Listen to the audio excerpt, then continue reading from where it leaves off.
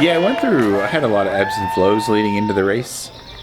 I started to actually feel pretty decent, and then I got, I had a glimmer of hope, and then, the weather on race day turned for the worse, which always makes it harder for me. So that was discouraging, but, I got to the race site and just have good memories. I've raced a lot down in Boulder Reservoir, Boulder Peak, the 70.3, and of course the Ironman. So I just I got a little more at ease and kind of got into my groove once I got down to the race start. I felt pretty solid during the swim. I was not the aggressor at the start. I just thought with kind of where I'm at with my training, I didn't have enough cards to play to really just push it right from the start. So, some of the other guys let out, and then I took the lead to the first turnaround buoy, which was maybe 1,500 yards. And then Brent came around and kind of took the lead the rest of the way. And there was me, Brent McMahon, and one other guy were off the front. So, yeah, the three of us had about 4.5 minute lead out of the water. Yeah, our race strategy was honestly just be smart all day. If I was going to contend for the win, it would be in the last 10 to 12K. It's just, kind of how we planned it. Our goal was, obviously number one was to get that Kona spot. I got to the front maybe 2 or 3 miles in after I got all my arm warmers on and my shoes all done up, and I looked back and the other two were gone. So I just kind of rode my ride from then on for the rest of the race. It was just a solo ride. I was just happy because I felt like strong and consistent. I didn't feel like I was digging. I didn't feel like I was burning too many matches, but I did notice the last 2 climbs, my legs didn't have much in them. So just from the fact that it's an Ironman and how I've prepared, that kind of, you can't fake an Ironman, and I started to show cracks. Even though I didn't feel like I was pushing myself, I started to show cracks towards the end of the bike. I got off the bike and I immediately knew doing this race was a bad idea. I got off and I just felt like an 85-year-old, like hunched over, and I felt like the Tin Man. Someone needed to oil all my joints for me to stand up and be able to run. So I kind of knew then that it was going to be the run was going to be a challenge, which any Ironman, the run's always a challenge. So it wasn't a terrible surprise, but some days you kind of wish like you have those special days where you just feel good. It wasn't one of those. But yeah, I just started running my pace. I figured if I ran strong, that I would be able to still be in the mix. And Matt Hansen just obliterated my lead, and I think he caught me 9 miles into the run, and I was not feeling great. And he gave me some words of encouragement, and told me the other guys were coming up on me, and I just tried to keep plugging along. Yeah, well, earlier in the run, before the turnaround of the first lap, Kenneth passed me, so I was in third, and Matt already had his Kona slot, so I was right where I couldn't fall back anymore. And a couple of the other guys, Brett McMahon and was running faster than me. Sam was running about even with me, and it was tough. Yeah, I didn't feel good. I ran like an 8-minute mile at mile 14, just pathetic, and just giving up on the race. And I was actually ready to pull out. I was blaming it on my legs. They weren't there. They were starting to tighten up, and I just shuffling along. And around 15 miles, I made a decision. I said, okay, well, it's 90 minutes, worst case scenario if you keep running this pace. It's 90 minutes to be able to see Izzy and Rennie at the finish line and give them a hug, versus hanging my head on the side of the road because I didn't want to fight. So once I made that decision that I wasn't dropping out and I got those negative thoughts out of my head, I pulled it together a little bit. And at that point, Brent was only 4 minutes back on me. He had run 4 or 5 minutes into me.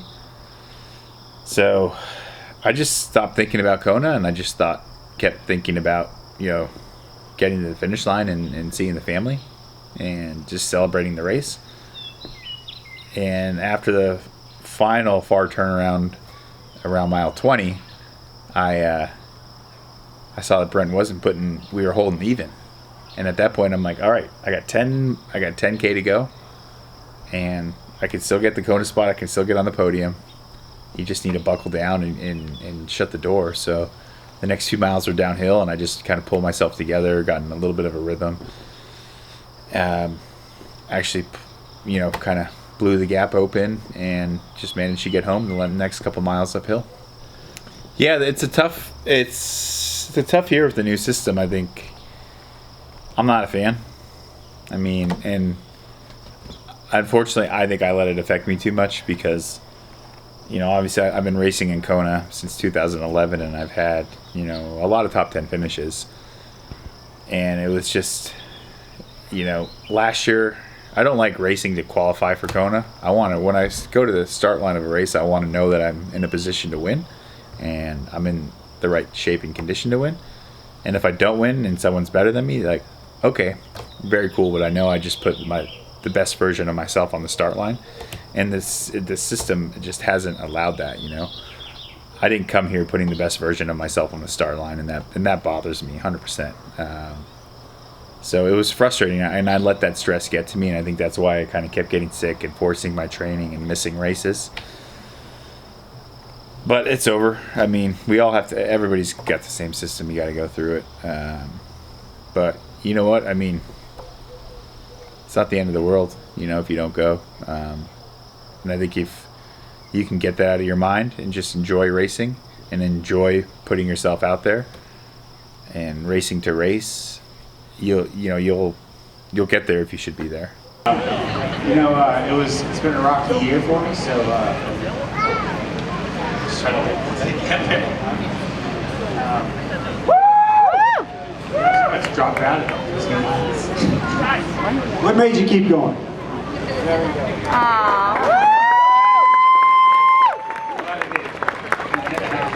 Yeah, you don't realize the power of having that love on the course until, you know, it's there. Obviously, it doesn't have to be a child, but, you know, just feels a little different when it's your your kid out there.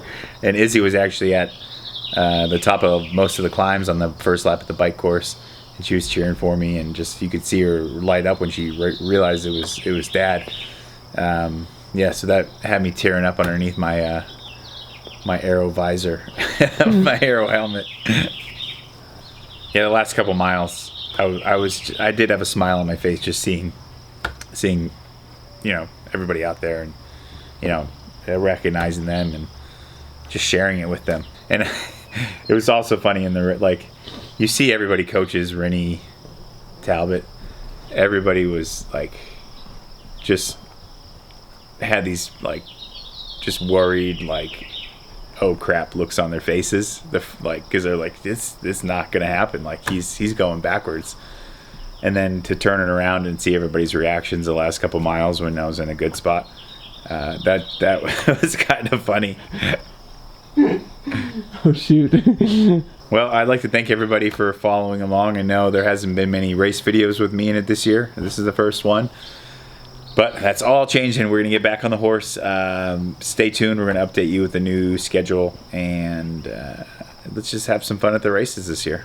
Tim, where are you going? Disney World. No, I mean Kona. What's the special occasion? I'm finally celebrating my Victoria 70.3 win. No, hold Actually, the bottle tight. Yeah, no, I'm gonna go. Okay, yeah. This is gonna be bad. Oh, you got it. All the way further back so you can really get some momentum. Yeah!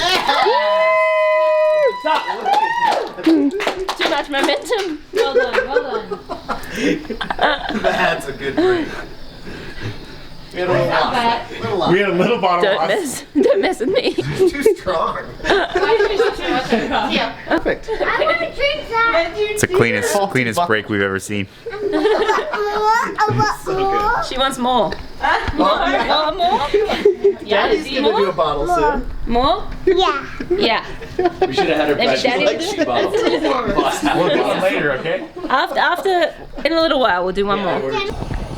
Hooray! Hooray! What is that? This is for going to Kona.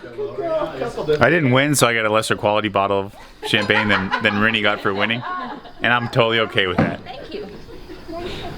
Or Jed, all right, where's this? Is this right? The scene? On the scene? Is that right? By the bottom. It's right here. Right there? Yeah, right there. Look Tuck good. that thumb, son, and hold on tight. Yeah. There you go. Hold on tight.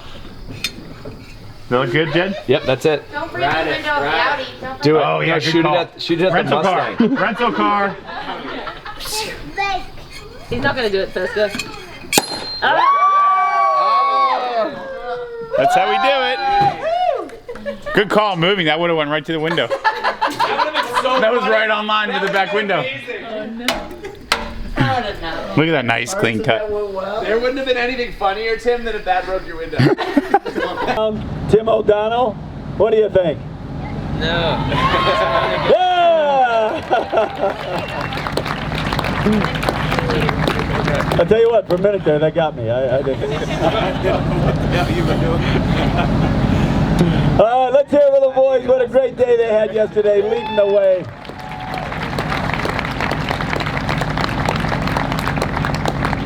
All right, Matt, all yours. Come on up.